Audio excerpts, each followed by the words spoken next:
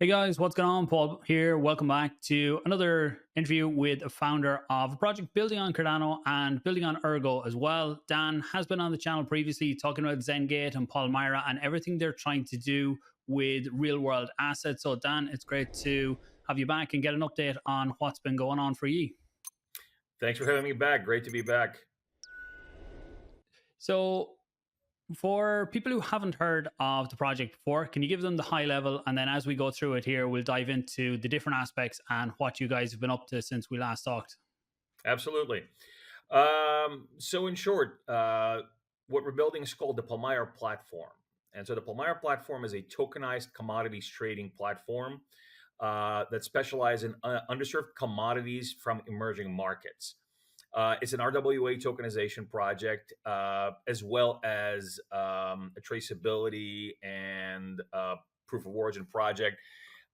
So it's basically an aggregate solution to really bring access to a wider market for producers from emerging economies, from underserved commodities, which is essentially a $2.5 trillion issue. Lack of access to markets, lack of access to funds. And so this is what the project and this is what the platform aims to do is to serve the underserved markets and to specialize in commodities which don't enjoy the same access as the more popular commodities like gold, silver, iron ore do. Traditionally, these commodities have access to international markets. They have a lot of volume. They have a lot of access to financing and trade financing, which makes the whole value chain, it's just a lot more robust, a lot more inclusive.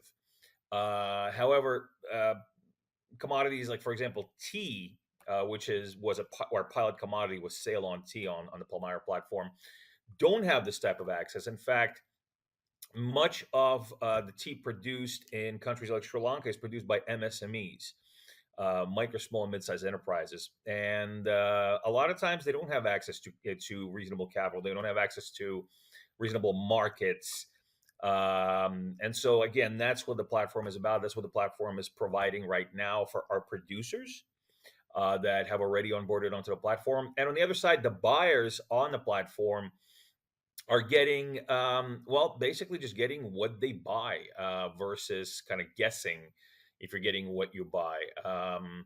So I mean, in essence, it's all about access.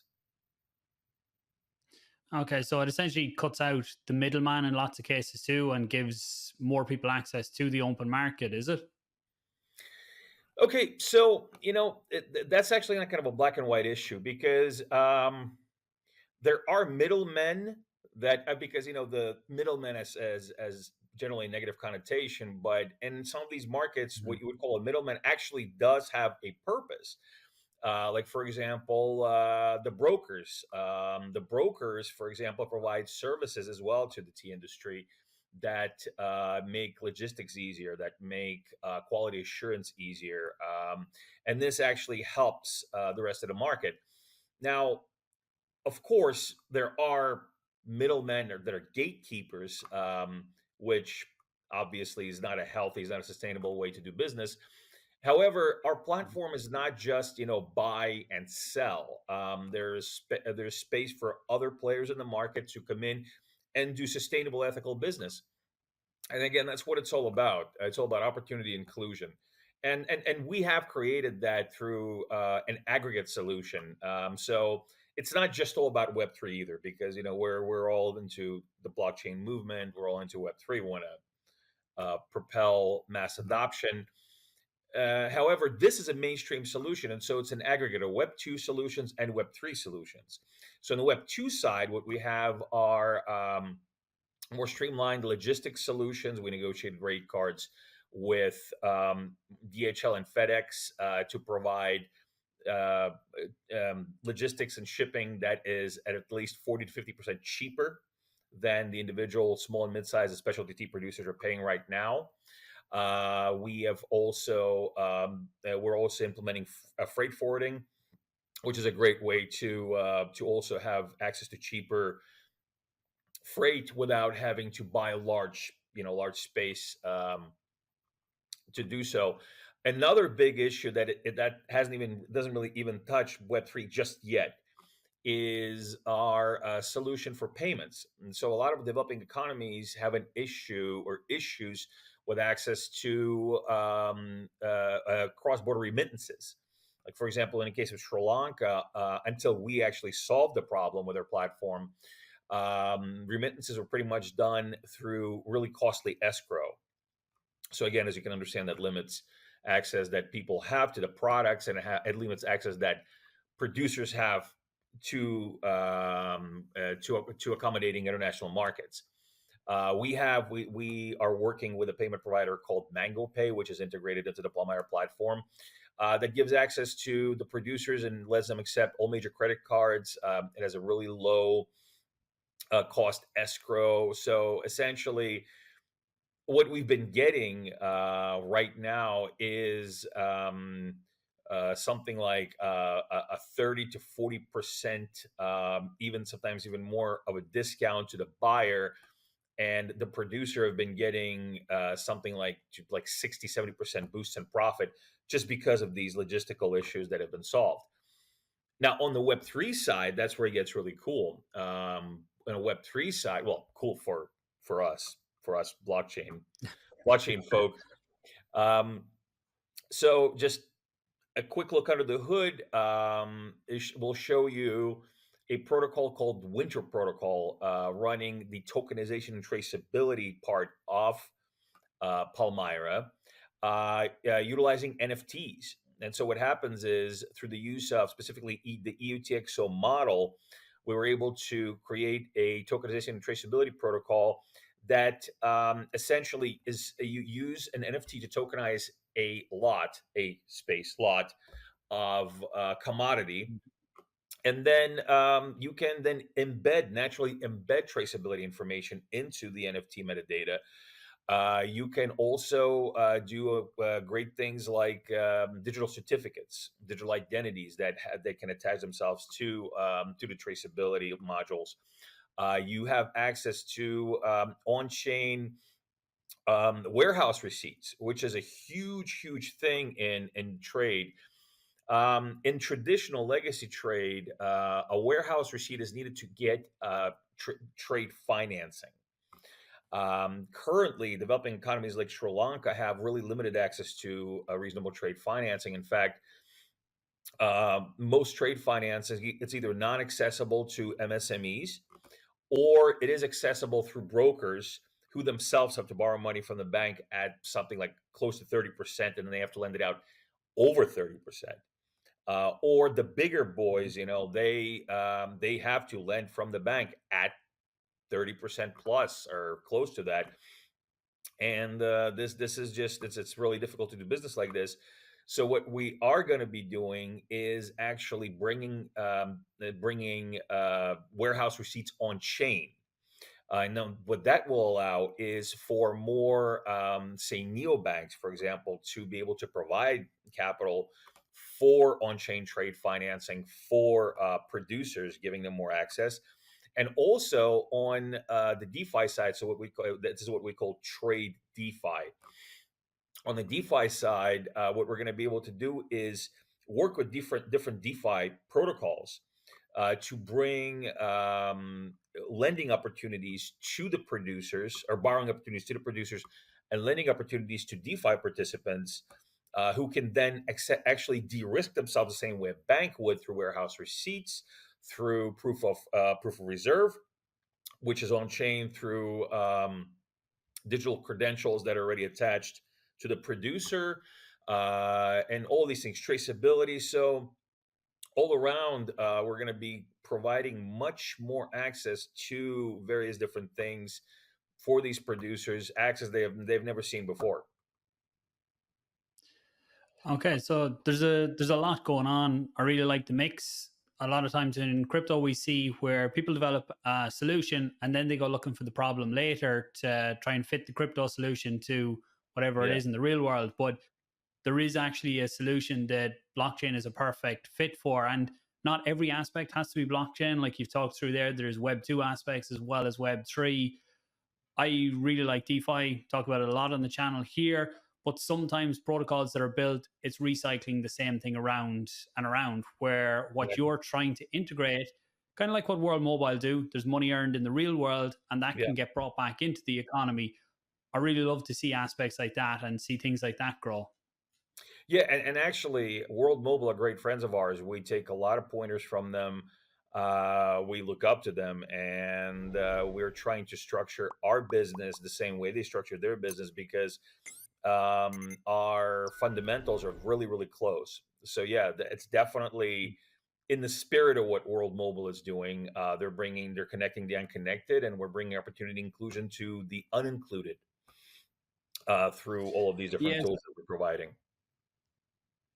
Yeah, I talk about World Mobile a lot on the channel here, so people who watch are well used to me talking about the project. And even what you're doing with essentially real world loans is kind of what we heard Cardano talking about a few years ago. Charles talked a lot about Africa and what was trying to be done there. And at its core, lots of what you're doing there is opening accessibility up to people like that people like me, rather than jumping into traditional DeFi on crypto, I can get involved here and actually earn real yield on it, not just multiples of the tokens that are already there. So I really like that aspect. And outside of that, for users getting into the protocol, you will have your own token. There's IDOs and things going on at the minute. Where does that fit in the whole platform? Yeah, so this is actually a really exciting time for us. So we just finished the RS Erg IDO, which actually sold out in only a few hours. It was a great success. This was actually the first true cross chain Cardano Ergo IDO that utilized the Rosen Bridge for well for the IDO. So as I said, it was done with RS Erg, which is basically a wrapped version of Erg. Mhm. And so yeah, we it was great to see Rosenbridge in action. It did fantastic. Yeah, and so we're really thrilled. People came out in force and participated in this. Like I said, it went really quickly. Now we actually have on the 22nd. We shifted dates. On the 22nd, we have well, first of all, a early access a Cardano IDO with that you can do with ADA, which can be accessed by holders of NFTs, Palm NFTs that were received by people who staked to our ISPO pools, Palm 1 and Palm 2. So we did an NFT drop earlier this year, a couple of months ago. And so the NFT holders from that still have the NFT in that wallet. So unfortunately, you can't just buy the NFT from somebody and then have early access. You have to actually be the person that received the NFT into the stake wallet to be able to participate. But holders of these NFTs that have it in their original wallet can have early access to the IDO, which is 12 hours before the general IDO starts on Cardano. And so again, that's happening on the 22nd. Again, we're really excited to have this happening right now. This is this is the true birth of the Palm economy. So this is actually something else that I kind of wanted to touch on. The Palm economy is essentially the financial bedrock of the Palmyra ecosystem, one of the pillars of the Palmyra ecosystem. And so the way it stands, there are three pillars of the Palmyra ecosystem. The first one is, of course, the Palmyra platform. The second one is the Palm economy, the financial bedrock of the Palmyra ecosystem. And the third one is the Palm DAO, which is, in a sense, our own catalyst. It's a decentralized business development treasury that was put in place for us by us. I'm sorry, because of this tremendous support and involvement from the community that we've gotten of not just people, saying, guys, you're doing a great job, but actually people reaching out to us and saying, hey, guys, I have an opportunity in Ghana for cocoa. I have connections in Ghana for cocoa. I'd like to onboard those connections. And so right now we do it one by one, but when the Palm DAO launches, we'll be able to actually create a way for them to submit a proposal like you would with Catalyst, and the proposal gets voted Mhm. by the community and gets funded, obviously, if the community decides that this is a worthy proposal to accelerate the Palm economy, and the Palmyra ecosystem. So again, really exciting stuff. The Palm economy is all about the Palm token, which is what the IDO is about right now. And again, it's the Palm token is a utility token to its truest sense. So again, it was very exciting to bring something like this to Cardano, to the Cardano community, and of course to others who want to participate. And yeah, we're really excited to see this come to life. Nice. And as well as being the utility token, there's also fees generated by the platform go back to token holders, isn't there? Is there rebates? How does that work for you? For first off, I suppose the protocol. Does the protocol earn money? Is that from trades on the marketplace? And then how does that relate back to token holders? Yeah, that's a great question. I'd love to cover that. So the platform itself, the Palmyra platform, as it is currently, does all business in fiat currency. And I know for some of us in the blockchain field, that is, those are, fiat is a four-letter word. However, if we're going to bring a mainstream solution to the market, we have to understand that you're not just going to, wave a magic wand that everybody's going to switch to crypto and everything's going to be okay. There are regulations Mhm. to cover. There are jurisdictions to work with. So fiat is really how these transactions happen in the market right now. And to get quicker mass adoption, you have to accommodate that. So right now the trade happens in fiat. However, this is again where some cool stuff happens. The way the Palm economy works, the way the Palm token works, as you said, it generates rebates. And so how do those rebates work? So what happens is when there's a transaction on the platform, a portion of this transaction is transferred back into Palm from fiat. So the Palm economy is constantly getting these capital infusions of fiat back into Palm. The Mhm. um, the capital injection is then a portion of that is distributed amongst the stakers as rebates. And so basically, as a staker, you will be getting rebates that are generated from the transaction fees on Palmyra, because Palmyra is a transaction fee based platform. It's all about the transaction fees. So it's it is a sharing economy in a very true way. Um, there's also a incentive structure for an Oracle network. And so, of course, as you understand with RWA tokenization, and if you're dealing with RWAs, um, Mhm. like commodities, you have to have an Oracle network that will validate on-off chain data, because there's a lot of that transacting happening.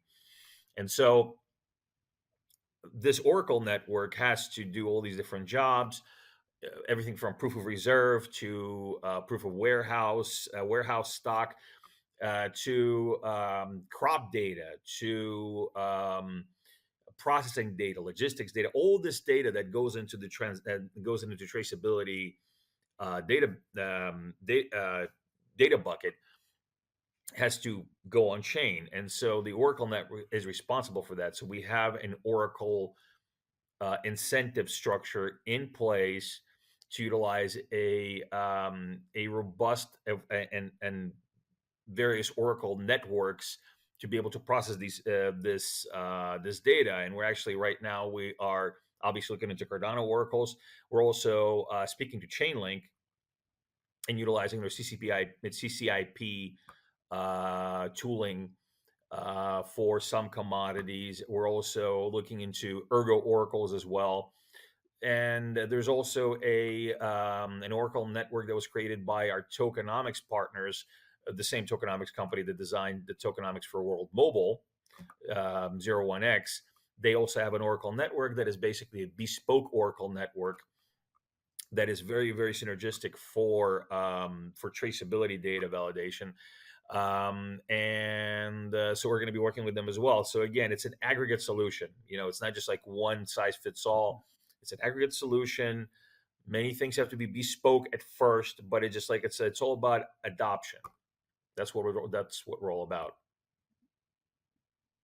Yeah, and I think even going back to you were saying everything happens in fiat at the minute with the platform.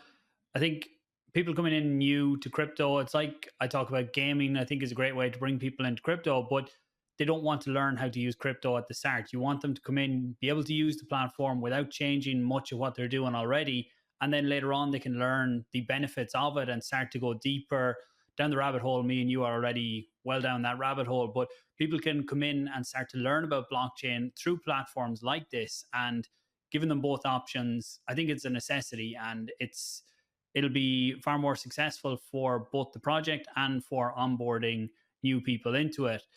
So we kind of talked about a lot about what it is, and or sorry, go on ahead there. No, I mean, I just wanted to say that you hit the nail right on the head, and this is actually part of it's one of the key parts of our approach, which is abstraction. So we abstract the Web3 experience from the platform intentionally, because, as you said, you don't want to teach people how to use an NFT wallet or what NFTs are, or how to use crypto, or how to set up a crypto wallet, or it's you drastically narrow your user base like that. So what you have to do is you have to Mhm. abstract it. Of course, under the hood, it's still running these things. They're not going Yeah. anywhere. I mean, essentially, if you look at your commodities on Palmyra, your purchased commodities on Palmyra, essentially what you're looking at is an NFT explorer. I mean, that's what you're looking at. You're looking at an NFT wallet and an NFT explorer. But I'm not going to explain this to the average buyer or seller. They don't need to know what an NFT explorer is. They just know that here's where all my commodities are. It has all the information Mhm. that I can pull. This information has a stamp, right? That is the only real place where you can potentially get into it, because commodities on Palmyra will always have, of course, a link that will show the transaction in Ergo Explorer. But that's about it, and you don't have to look at it.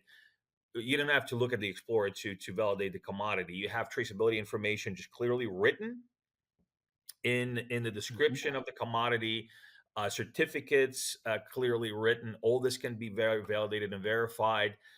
So yeah, abstraction is the way to go for if you're going to onboard the mainstream while giving them the benefit of the technology.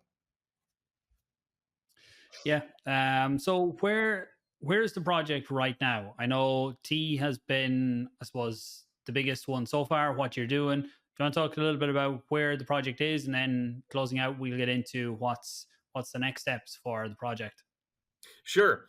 Right. So actually, the past couple of months have been also exciting on the product side. Well, first of all, we just launched version 2 in Las Vegas last month, I want to say. I've been traveling for a month now, literally nonstop. So I don't even know. Today I was thinking Yeah. my anniversary is on the 24th.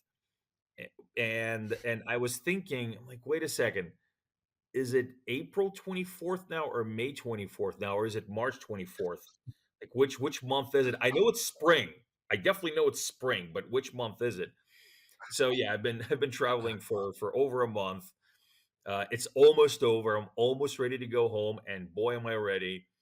However, really cool things have happened in the past month. We were able to roll out V2 of the Palmyra platform, and V2 is much more stable. It uses new architecture for the spot buy and sell platform called Medusa. Um, we fully integrated Mango Pay fully integrated. Before we were using it kind of bespoke, but now it's fully integrated. We have fully integrated a new version of the Winter Protocol running tokenization and traceability. And we actually onboarded over 20 new producers, and I think over 30 new buyers. So the producers were onboarded actually before the conference in Las Vegas last month, the T conference that we were at, and the buyers, many of the buyers, were actually onboarded at the conference. So we actually set up a way for them to onboard and to register on the platform. And so all of these are wholesale buyers that are already transacting on the platform. So it's been really exciting. And as far as what's available on the platform, so of course we started with Sale on T. However, we've expanded. So not only do we have various varieties from different Sale on T producers, before we just started with a couple of producers. In fact, we started with one producer. Now we have quite a few. Aside from that, we've already expanded into spices, into cinnamon. So Ceylon cinnamon is also on the platform. We also expanded into Zambian honey, which is, again, some of the best honey in the world, which is that particular honey is called jungle honey. And the reason it's called that is literally because of the way it's cultivated and the way the beehives are actually hollowed out tree trunks from Zambian jungles. So again, really, just a lot of variety now on the platform. More is coming. We're looking to onboard Greek olives and Greek olive oil really, really soon. We're also working with several coffee producers to onboard them as well. And actually, we onboarded tea from many different jurisdictions. So it's not just about Sri Lanka now. We have tea from Myanmar, from Nepal, from Kenya. So yeah, just a lot of variety, a lot of new things on the platform. It's a much more robust platform, and like I said, you can check it out now. It's live. Palmyra, that app. Product before token. That's always been our motto.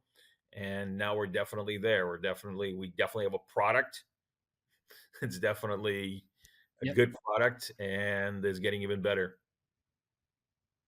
Yeah, that's great. It's great to see it expanding out. And I suppose once you've proved the model and other suppliers out there see what's possible, you've proven how it can help them, it's a lot easier to start onboarding, especially in the tea sector, where at the conference you were at, when you're able to prove that the model works, it's like, why wouldn't they come on and try and start to use it as well if it can open up their buyer base, and then expanding out into other areas, that's even easier as well when they can look and see how it's worked in other sectors. And the traceability and stuff, I suppose, is a big part of it. My granddad has his own beehive, and he was only saying the other day about how that's the only way you get real honey, or it's very hard to get real honey. And I didn't realize till he said it about how much is watered down with syrup throughout different It, it's countries, and a lot it's of what you get in ridiculous. other places It's isn't ridiculous how real. But adulterated honey is. It's literally, and I keep bringing the study up, but there's a study that was done in I believe in the U.S. about 10 years ago that says that up to 73% of all honey in the U.S. and most likely the world is not real honey. So literally, up to 73% of honey could be just honey flavored syrup. yeah, it's crazy. Yeah, I didn't realize it till he's nearly 90 now, and he was out with his beehive the other day taking out the honey. And obviously that was the conversation when I was there then. So you learn something new every day. But what's next for yourself and the project? And I'll give the closing words for yourself. I'll leave links to T-1, the platform where the IDO is going to be ongoing in the next few days, as well as the Palmyra app for people to come in, check it out, as well as all the links for the project too. But I'll leave it to you for closing us out with where it's going next and what to expect. Yeah, thank you. So, well, first of all, as you mentioned, T-1 It's the team behind the IDO that's been handling the IDO for us. It's actually a team from the Wi-Fi crew, Wi-Fi finance crew. So we are, we know them, and they're Cardano OGs, and they've been doing a tremendous job with this IDO. This is a fully KYC and regulated IDO. The reason, obviously, being is because we're building a tokenized commodities trading platform, and commodity, there's quite a few regulations, and we have to do it right. We have to do this right. We have to make sure that this pre-sale is done correctly, that regulations are abided by, and because sooner or later we're going to have to get into licensing, and you don't want to have any skeletons in the closet, as they say. So yeah, and this is happening right now. You can go to the T-1 website. You can KYC. There is a list of countries that are eligible for KYC. And join the IDO that is going to be happening on the 22nd. Again, it's like literally happening right now. You can KYC right now and join the IDO. After which we're going to have a public round, obviously. And of course, after that, we're going to go TGE, most likely in the end of Q2, I think, end of May, whatever May is. That's Okay. Q that is that I'll Q2? be halfway. Yeah. Then, geez, I'm all mixed up now. Yeah. No, that'd End be of May. halfway through Q2. Isn't it? End of Soon. May. Okay, end of May is what we're looking at right now. To go live with the token. We're already speaking to centralized exchanges, some major dexes. So the token is going to be available on quite a few platforms that you know and love. So very, very exciting. And of course, on the platform side, just keeps getting better and better. We're going to be rolling out decentralized trade financing later this year. We're onboarding more and more commodities. We're going to be looking at Turkish hazelnuts and Turkish almonds, as well as Greek olives, Greek olive oil, and other commodities, potentially rubber, potentially semi-precious stones further down later in the year. Yeah, so just lots and lots happening. Lots and lots happening now with the IDO. And of course, the ISPO is still live. You can still stake to Palm 1 or Palm 2 and get your Palm for your staking rewards. So all of these options are available for you to participate in the Palm economy. Nice. So lots going on. It's not slowing down. You'll be able to spend a bit more time at home, but the work isn't going to slow down. We definitely should catch up, especially in around when the DeFi opportunities come into the platform. That's something I'd be very interested in getting involved in myself, and we could come on and have a chat here about how that's all working and get some updates on the project in general. Dan, thanks very much for your time. I know you're a busy man with all the traveling. It was great to get a catch up. And for everyone watching, I will leave the links down below. Share this out, let people know what's going on with real life projects that are actually finding solutions for the real world and bringing funds outside crypto back into it and just improving the overall network and how it's going. So, Dan, we'll catch up soon and safe travels home. Thank you, Paul. Pleasure to be back, and definitely let's catch up soon. And again, to the community, thank you guys very much. Thanks for watching this. Thanks for your support. And as I like to sign off, this is Dan, alive from Dubai, signing off. Thanks a lot. Cheers, Dan. Thanks everyone for watching, and we'll talk soon.